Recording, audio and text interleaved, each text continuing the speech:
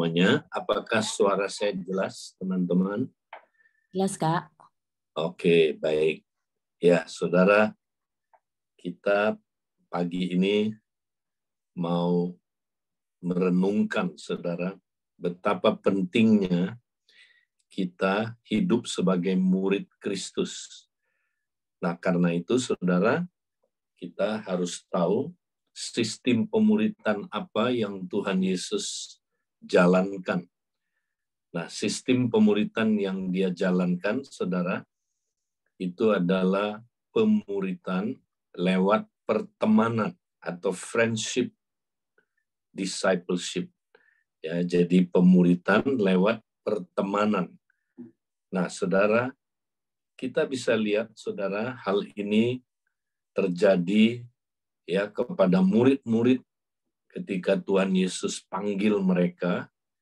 Ya, masih ingat, saudara, di dalam Lukas pasal yang ke-5, ya kita akan lihat, saudara, ketika Petrus dipanggil oleh Tuhan untuk mengikuti dia secara full time, maka pada waktu itu, saudara, Tuhan bikin mujizat.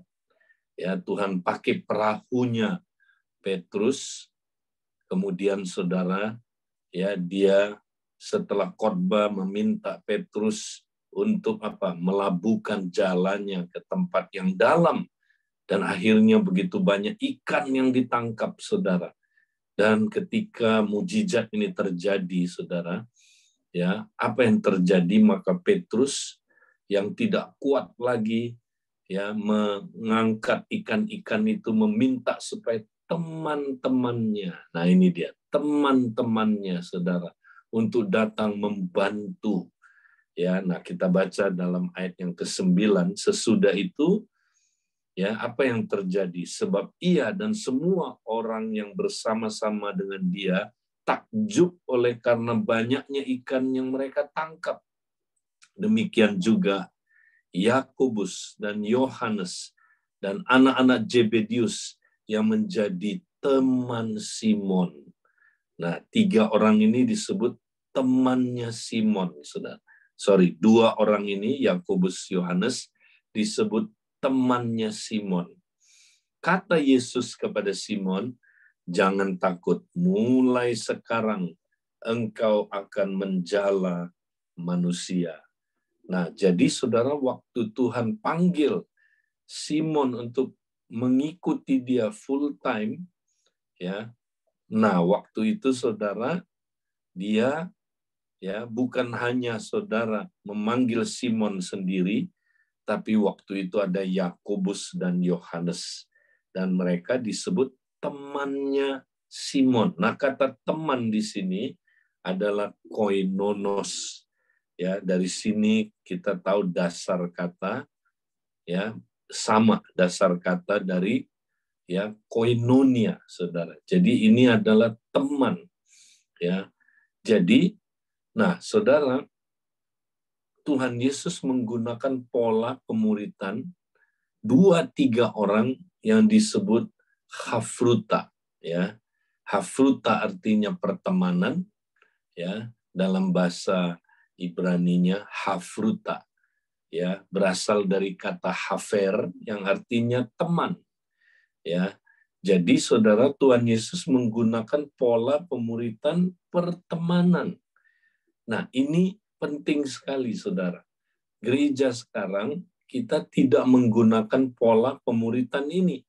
Kita menggunakan pola pemuridan yang menurut saya asing. Tidak ada di Alkitab, saudara. Pola pemuridan multi-level.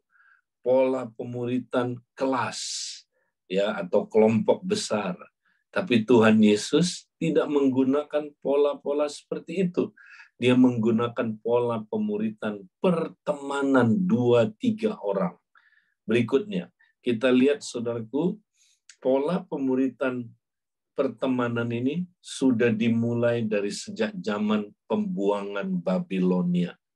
Ya, jadi waktu orang Israel atau orang Yahudi dibuang ke Babilonia, saudara, mereka dijajah, mereka dianiaya, mereka ditekan, mereka tidak boleh menyembah Tuhan ya dengan apa saudara secara terbuka. Mereka tidak boleh beribadah di muka umum. Ya, mereka dianiaya.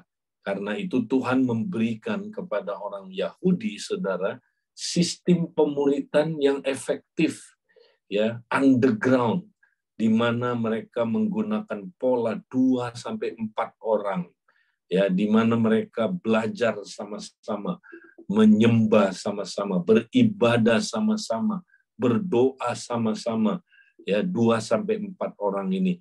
Nah, kita tahu, saudaraku, Daniel mempraktekkan ini. Ya, berikutnya kita lihat, saudaraku, ya, Daniel di dalam Daniel 2 ayat 17 sampai 18, ya, dikatakan kemudian pulanglah Daniel dan memberitahukan hal itu kepada Hananya, Misael, Azaria, teman-temannya, dengan maksud supaya mereka memohon kasih sayang kepada Allah semesta Allah langit mengenai rahasia itu, supaya Daniel dan teman-temannya jangan dilenyapkan bersama-sama dengan orang-orang bijaksana yang lain di Babel. Nah, kita lihat, saudara, ya, Daniel ternyata punya teman-teman. Siapa ini, saudara? Yaitu Sadrah, Mesakh, Abednego. Atau dalam bahasa Ibraninya, mereka adalah Hananya, Misael, dan Azaria. Mereka ini, saudara, adalah teman-temannya. Nah, kata teman, saudara, itu di dalam bahasa Aramaiknya adalah khabar. Ya, khabar. Nah, ingat sebagian besar kitab Daniel ditulis dalam bahasa Aramaik. Ya, jadi kata teman dalam bahasa Aramaiknya itu khabar. Nah, dari sini, saudara, keluar kata hafruta, ya, pertemanan. Ya, jadi, saudara, dari sejak zaman Daniel, mereka sudah menerapkan hafruta, ya, di mana 2 sampai 4 orang mereka kumpul, saudara, berdoa sama-sama, mereka baca Alkitab sama-sama, meneliti Alkitab sama-sama, mereka beribadah sama-sama, saudara. Nah, Daniel dan teman-temannya mempraktekkan ini. Itu sebabnya keempat anak muda ini sangat radikal, saudara. Mereka luar biasa. Ya, mereka coba diubah hidupnya oleh kerajaan Babilonia, saudara. Mereka coba diubah budayanya, diubah bahasanya, diubah bahkan makanannya, diubah nama-namanya, ya, sampai nama-namanya menjadi nama-nama dewa-dewi, ya, dewa-dewa, saudara. Tapi keempat anak muda ini, ya, semuanya diubah, tapi hati mereka tidak bisa diubah. Hati mereka tetap setia kepada Allah yang hidup. Kenapa mereka begitu radikal? Karena mereka punya pertemanan ilahi ini, saudara. Pertemanan yang luar biasa ini. Makanya, saudara, kita harus praktekkan, ya, pertemanan seperti ini, saudara. Buat orang Yahudi, saudara, ya, pertemanan ini sangat penting. Nah, beberapa waktu yang lalu, saudara, ya, saya dengar kesaksian dari, ya, teman kami, saudara, yaitu Bapak George Maluli yang pernah ke Sumba kemarin, hamba Tuhan, ya, dari Brasil. Nah, 2 bulan yang lalu, 3 bulan yang lalu, saudara, dia ketemu dengan seorang rabi, ya, ketemu di airport ini, saudara. Kemudian, saudara, ya, dia iseng-iseng datengin rabi ini dan dia tanya. Pertama dia tanya tentang perang orang Israel, saudara, perang Gaza. Ya, rabi ini nggak terlalu excited menjelaskannya. Tapi kemudian dia bertanya, dia bilang, "Rabi, ya, Anda tahu nggak tentang hafruta?" Begitu ngomong hafruta, saudara, mata rabi ini langsung berbinar-binar.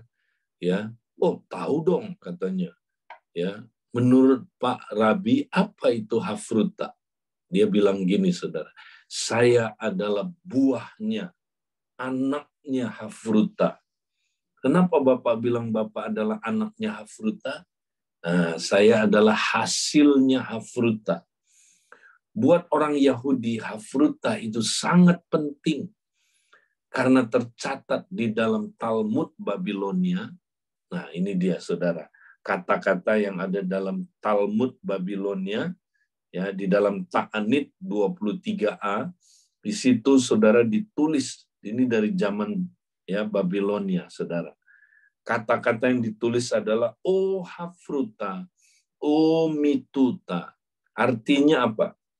Berikanlah aku Hafruta, atau berikanlah aku kematian. Maksudnya apa, Rabi? Nah, dia cerita. Dia bilang buat orang Yahudi, Hafruta itu adalah antara hidup dan mati. Maksudnya apa, Pak? Maksudnya gini, O Hafruta artinya berikanlah aku Hafruta, O Mituta atau berikanlah aku kematian. Maksudnya, ya, berikanlah aku Hafruta, ya, daripada aku nggak punya Hafruta, lebih baik aku mati. Ya, kenapa Bapak bilang begitu? Kenapa Talmud Babilonia berkata demikian? Ya, dia bilang begini, karena manusia diciptakan untuk pertemanan. Jadi kalau kita nggak punya teman, kita nggak hidup.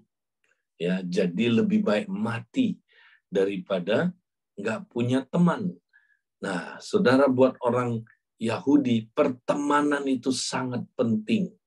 Ya, karena Allah menciptakan kita untuk pertemanan.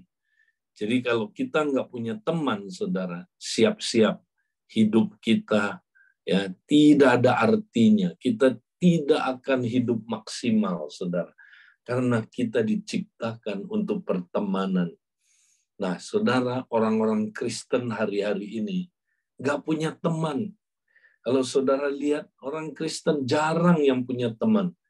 Ya, makin tinggi kedudukannya, makin jadi pemimpin, makin nggak ada teman, saudara. Yang paling tidak ada temannya adalah ya para gembala-gembala, ya para pendeta-pendeta. Justru itu yang jarang punya teman, saudara.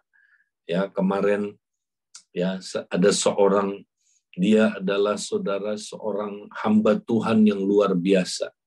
Ya, seorang wanita yang sangat dahsyat dipakai Tuhan. Ya, dia saudara, saya nggak perlu sebut dari kelompok mana, dia dari gereja yang sangat luar biasa, saudara. Di mana-mana buka jemaat. Dia adalah orang yang dipakai oleh senior pastornya. Ya, ketika senior pastornya mau buka jemaat di mana aja, dia yang diutus. Wow, dia dahsyat dipakai Tuhan, saudara. Dia kalau doa aja, saudara, dia cuma doa, orang ya dilawat Tuhan. Orang saudaraku ada yang pelepasan, ada orang yang sembuh penyakitnya, ada orang yang saudara tiba-tiba dilawat tiarap, ya dijamah Tuhan hanya lewat doa-doa dia. Ya, dia dahsyat. Dia bilang, aku ini sudah lihat mujizat-mujizat, aku lihat dahsyat sekali Tuhan bekerja. Tapi waktu aku dengerin khotbah ini Pak Edi, ya dia cerita, saudara, saya sadar itu bicara saya. Saya nggak pernah punya teman Pak Edi. Saya orang paling kesepian. Ya, saya dipakai Tuhan begitu luar biasa, tapi hidup saya kosong. Akhirnya, saudara, ya beberapa tahun ini, saudara, ya mungkin 2 tahun terakhir ini, dia minta mundur dari pelayanannya, saudara. Kenapa? Karena dia mulai stres. Ya, dia mulai, saudaraku, keluarganya berantakan, anak-anaknya mulai, ya saudara, tidak hormat sama dia. Kenapa, saudara? Karena dia, ya hanya ada di gereja yang target harus capai target, tapi nggak punya teman, saudara. Saudara, bagaimana dengan hidup kita, saudara? Kita punya teman. Ya, Tuhan Yesus mau ajar kita hari ini. Kita harus punya kompak, saudara. Inilah komunitas pertemanan Ya, pastikan tahun ini saudara punya kompak. Ya, kalau enggak saudara, kita tidak akan bisa saudaraku bertahan. Ya, tadi kita sudah belajar tentang akhir zaman. Saudara, di akhir zaman ini ada goncangan-goncangan yang begitu mengerikan. Ya, lebih ngeri tantangannya dari Babilonia, kerajaan Babilonia di masa lalu. Karena Babilonia yang akan datang, ya, lalu kita baca saudaraku di dalam Wahyu pasal 18, wow, itu ngeri saudara. Ya, dan itu sudah mulai ada sekarang ini saudara. Ya, kerajaan Babilonia membangun sistem dunia yang merusak umat Tuhan, menghancurkan anak-anak muda kita. Lewat apa saudaraku? Lewat dunia digital, ya. Nanti kalau saudara baca dalam Wahyu 18 itu jelas banget saudara. Ya, itu sistem Babel pada akhir zaman. Ya, yang diciptakan oleh iblis, kerajaan kegelapan untuk menghancurkan umat Tuhan. Makanya saudara, begitu banyak orang yang terikat dengan ya saudara, ya dunia digital ini saudara, yang akan mengikat kita, membuat kita makin duniawi, membuat kita tanpa terasa kita jauh dari Tuhan. Saudara, ini tantangan yang sangat mengerikan. Kalau kita nggak punya pertemanan, kalau kita nggak punya hafruta, nggak punya kompak, kita nggak kuat, saudara, menghadapinya. Nanti saudara baca di kitab Ibrani, ya, di mana saudara kitab Ibrani menasehati supaya dalam Ibrani 3 katanya kamu tiap hari harus saling menasehati. Ya, tiap hari.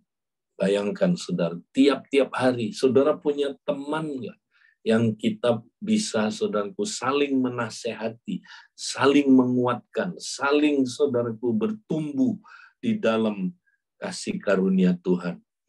Nah, pertanyaannya saudara, pertemanan seperti apa yang ada di dalam saudaraku kompak ini?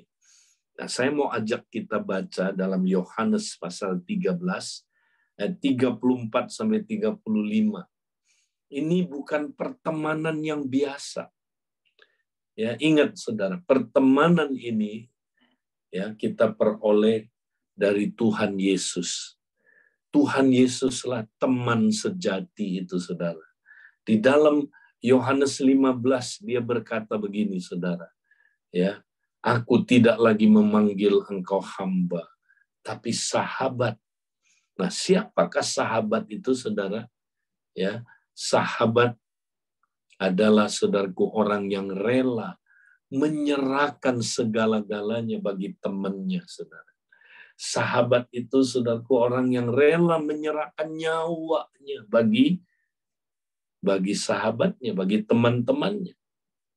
Nah, saudara, jadi Yesus ya itulah sahabat sejati. Kalau kita mau belajar persahabatan yang sejati, belajar dari dia, saudara. Ya, bagaimana dia, saudara, menjadi sahabat sejati bagi kita? Nah, mari kita baca Yohanes 13 ayat 34 sampai 35. Aku memberikan perintah baru kepada kamu, yaitu supaya kamu saling mengasihi. Ya, jadi ini perintah baru, ini bukan usul baru, ini bukan apa, saudara, ya, bukan sebuah undangan, tapi ini perintah baru. Ya, inilah berkaitan dengan apa, saudara? Perjanjian yang baru, yaitu supaya kamu saling mengasihi. Jadi kita diperintahkan untuk saling mengasihi. Nah, apa standar saling mengasihinya? Sama seperti aku telah mengasihi kamu. Demikian pula kamu harus saling mengasihi. Jadi saudara, inilah persahabatan yang sejati. Kita disuruh saling mengasihi sama seperti ya Yesus telah mengasihi kita. Ya, Yesus yang memanggil kita sahabat, dia telah mengasihi kita. Bagaimana saudara? Ya, dengan dia mau mati di kayu salib buat kita, saudara. Itulah standar saling mengasihi yang harus kita praktekkan. Jadi kita saling mengasihinya seperti apa, saudara? Ya, standarnya seperti Tuhan Yesus telah mengasihi kita. Ya, nah pertanyaannya bagaimana Tuhan mengasihi kita? Tuhan mengasihi kita ya bukan sebagai ya saudara sebuah pernyataan saja dia mengasihi kita. Dia mengasihi kita bukan sebagai saudara ya kata-kata yang keluar dari mulutnya ya karena saudaraku dia harus mengasihi kita, bukan. Dia mengasihi kita saudara dengan satu prinsip covenant saudara.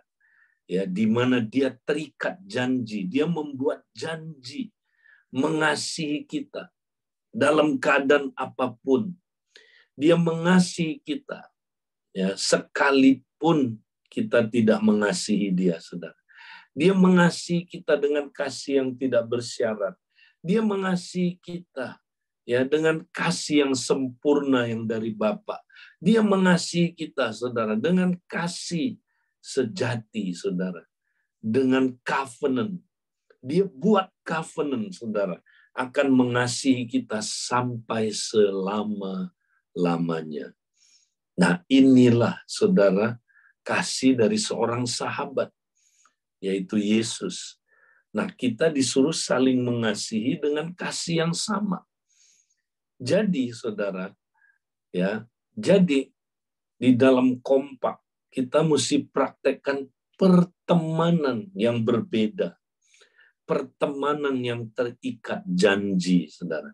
Persahabatan yang terikat janji. Kalau kita nggak praktek ini, saudara, kita bukan muridnya, saudara. Ya, ayat 35 bilang dengan demikian semua orang akan tahu bahwa kamu adalah murid-muridku, yaitu jika kamu saling mengasihi. Ya, kalau kita mengasihi dengan kasih sejati yang Kristus praktekkan, ya inilah saudaraku, bukti kita adalah murid-muridnya. Jadi saudara, kalau kita mau praktek kompak, kita mesti praktekkan pertemanan yang terikat janji, bukan pertemanan biasa. Ya banyak pertemanan saudara, nggak ada bedanya sama pertemanan yang di dunia ini. Ya, kalau pertemanan sejati saudara, ya dia rela menyerahkan nyawanya bagi kita. Bagaimana dengan kita, saudara? Banyak kompak, saudara. Kalau lagi nggak ada masalah, oh oke-oke aja. Ya begitu ada masalah, begitu saudara, ya dia lihat orang itu, saudara ada kekurangannya, dia langsung saudara pindah kompak. Ya sorry ya, sampai ketemu lagi ya. Sorry. Ya, saya nggak bisa lagi ada di kompak ini. Kenapa? Ya, karena aku mulai lihat kekurangan-kekurangan kamu. Nah, itu bukan pertemanan yang sejati, saudara. Itu pertemanan yang palsu. Ya, kita mau menerapkan pertemanan yang terikat janji, saudara. Yang tidak akan bisa, saudaraku, dihancurkan dengan apapun. Tidak dapat goyah pertemanan yang terikat janji seperti yang Kristus praktekkan. Nah, saudara, kita bisa lihat salah satu contoh pertemanan yang luar biasa ya di dalam Kisah Rasul pasal 11. Kita lihat berikutnya, saudara. Ya, nah, ini cerita tentang siapa, saudara? Cerita tentang Barnabas. Ya, Barnabas itu dikatakan adalah orang baik, penuh dengan Roh Kudus dan iman, sehingga sejumlah orang dibawa kepada Tuhan. Nah, Barnabas, saudara, dia adalah orang yang sangat dipenuhi dengan Roh Kudus. Begitu dipenuhi dengan Roh Kudus, saudara, sehingga dia mendapat julukan anak Roh Kudus, saudara. Ya, ini nickname-nya dia. Ini bukan nama aslinya dia. Nama aslinya dia adalah Yusuf. Tapi dia begitu penuh Roh Kudus sampai dia diberi julukan Barnabas, anaknya Roh Kudus. Ya. Nah, Barnabas ini Saudara karena punya sifat Roh Kudus, ya. Inilah ya contoh orang yang Saudara punya hati yang mau membangun pertemanan, Saudara. Mau membangun persahabatan. Ya, karena Roh Kudus itu roh persahabatan, Saudara. Ya, nah Barnabas, Saudara, dia ketika ada di Antioquia, ya, dia Saudaraku melihat revival terjadi di Antioquia, Saudara. Nah, di tengah-tengah revival itu, Saudara, tiba-tiba dia ingat siapa? Dia ingat ya temannya Saulus. Ayat 25. Lalu pergilah Barnabas ke Tarsus untuk mencari Saulus. Dan setelah bertemu dengan dia, ia membawanya ke Antioquia. Mereka tinggal bersama-sama dengan jemaat itu 1 tahun lamanya, sambil mengajar banyak orang. Di Antioquia lah murid-murid itu untuk pertama kali disebut Kristen. Nah, Saudara, di tengah revival itu, ya, Barnabas tiba-tiba ingat ada seseorang jiwa baru namanya Saulus. Ya, Saulus itu adalah seorang pemuda ya yang saudaraku baru saja bertobat, baru percaya Yesus. Saulus ini Saudara, ya memang waktu dia datang ke Yerusalem, Saudara, ya dia mau ya menunjukkan pertobatannya kepada gereja. Tapi tidak ada seorang pun waktu itu, Saudara, ya yang percaya sama dia. Karena dia dulunya kaum radikal, pembunuh orang Kristen. Jadi jemaat di Yerusalem ketakutan. Mereka tidak berani dekat-dekat dengan dia. Nah, Saulus ini, Saudara, di tengah-tengah saudaraku, ya penolakan itu, tiba-tiba datang satu orang, Barnabas, Saudara. Dan Barnabas percaya kepada dia. Barnabas, ya orang ini Saudara, ya dia bawa si Saulus ini untuk ketemu dengan para rasul. Nah, waktu itu Saudara, para rasul akhirnya mengenal Saulus. Kenapa? Karena ada Barnabas, Saudara. Ya, si anak Roh Kudus ini, Saudara, membawa dia, ya. Dan Barnabas, ya, Saudara, melayani Saulus. Dia jadi temannya Saulus, Saudara. Saulus nggak punya teman waktu itu.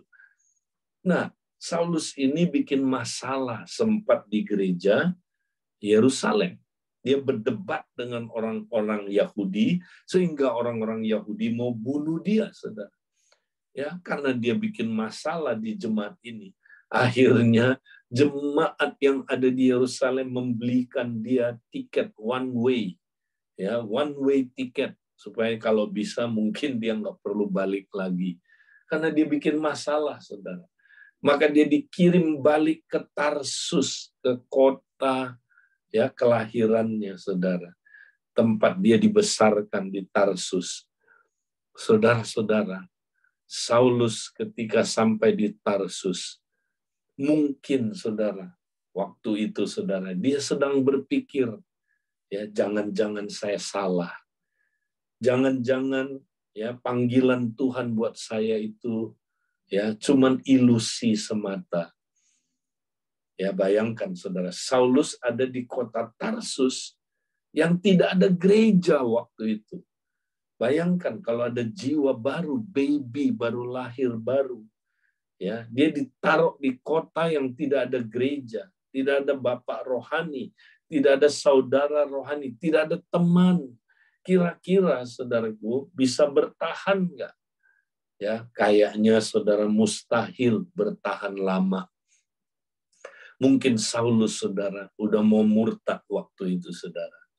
Ya, di tengah dia sedang merenungkan nasibnya saudara. Ya, di mana dia Saudara sudah kembali mungkin ya lihat gambar ini Saudara. Dia menjadi seorang pembuat tenda kembali. Ya, dia mungkin sudah lupa ya, atau mungkin meragukan panggilan Tuhan atas dia. Saudara, tiba-tiba waktu dia sedang, ya saudara, melakukan hal itu, dia sedang, saudara, kembali ke hidup lamanya. Tiba-tiba dia dengar, saudara, ada suara merdu di telinganya, ya, yang berteriak dari jauh, Saulus, Saulus. Dia ingat suara ini, saudara. Karena suara ini merdu di telinganya, saudara. Suara satu-satunya orang yang menerima dia apa adanya, saudara. Suara dari seorang teman. Saudara, Barnabas mencari dia. Setelah ketemu dengan dia, Barnabas berkata, "Oh Saulus, aku senang ketemu kamu kembali. Aku mau cerita, Saulus, ya, di Antioquia telah terjadi revival. Banyak jiwa bertobat. Mari Saulus, jangan kamu bengong di sini. Jangan kamu ada di tempat ini sendirian. Mari ikut aku." Lalu dia membawanya ke Antioquia, saudara. Dan dia, ya, membawa Saulus, saudara, bersama-sama tinggal 1 tahun lamanya, saudara. Ya, mereka sama-sama mengajar banyak orang. Mereka praktek kompak, saudara. Inilah kompak yang paling luar biasa yang pernah saya pelajari di dalam Alkitab. Saulus dan Barnabas. Mereka praktek persahabatan sejati, saudara. Itulah sebabnya satu kali ketika mereka sedang puasa di Antioquia, Roh Kudus berkata, "Sisihkanlah bagiku Barnabas dan Saulus." Ya, karena Tuhan mau utus mereka, saudara, menjadi misionari yang paling luar biasa tercatat di kitab Kisah Rasul, saudara. Pergilah mereka menjalankan perjalanan misi pertamanya. Saudara, Barnabas dan Saulus ini luar biasa. Ya, kenapa, saudara? Karena mereka praktek pertemanan yang terikat janji. Perhatikan, saudara, walaupun Saulus dan Barnabas, ya, pernah berselisih, ya, mereka pisah jalan, ya, mereka masing-masing, tapi setelah itu masih tetap hidup dalam hafruta, ya. Akhirnya, saudara, kita lihat Pak Saulus pulih hubungannya dengan siapa, saudara? Ya, dengan Markus. Ya, kenapa, saudara? Karena mereka mempraktikkan pertemanan yang terikat janji. Ya, mereka, saudaraku, bisa ada masalah. Ya, tapi akhirnya Markus pulih hubungannya dengan saudaraku Paulus. Ya, nah, karena itu, saudara, mari kita mau praktekkan, saudaraku, pertemanan yang terikat janji ini. Ya, satu ayat yang terakhir, saudara, sebagai ayat emasnya hafruta adalah Amsal 27 ayat 17. Besi menajamkan besi, orang menajamkan sesamanya. Nah, saudara, kalau kita praktek, ya, pertemanan yang terikat janji, maka kita, ya, walaupun ada masalah, walaupun kita konflik, walaupun kita, saudara, ya, ada problem, ya, tapi justru melalui itu kita seperti besi yang menajamkan besi. Sehingga, saudara, kita bukannya makin hancur hidupnya, makin dibangun justru. Makin lewat konflik itu, saudara, kita makin, saudaraku, akan makin jadi teman baik. Kita akan terus dibentuk, saudaraku, makin serupa dengan Kristus. Karena itu, saudara, mari tahun ini, saudara, ya, mari kita pastikan semua kita mempunyai teman kompak, saudara. Nah, kalau yang sudah punya teman kompak, lanjutkan, ya, bertumbuhlah dalam pertemanan itu, saudara. Praktekkanlah pertemanan yang terikat janji. Buatlah janji untuk apa, saudara? Kita tidak akan pisah. Kita tidak akan, ya, saudara, mengkhianati satu dengan yang lain. tapi kita akan terus bertumbuh dalam pertemanan yang sejati ini. Tuhan memberkati kita. Ya, karena waktu saya kembalikan ke teman-teman yang sedang bertugas. Ya, Tuhan memberkati, sampai ketemu lagi saudara.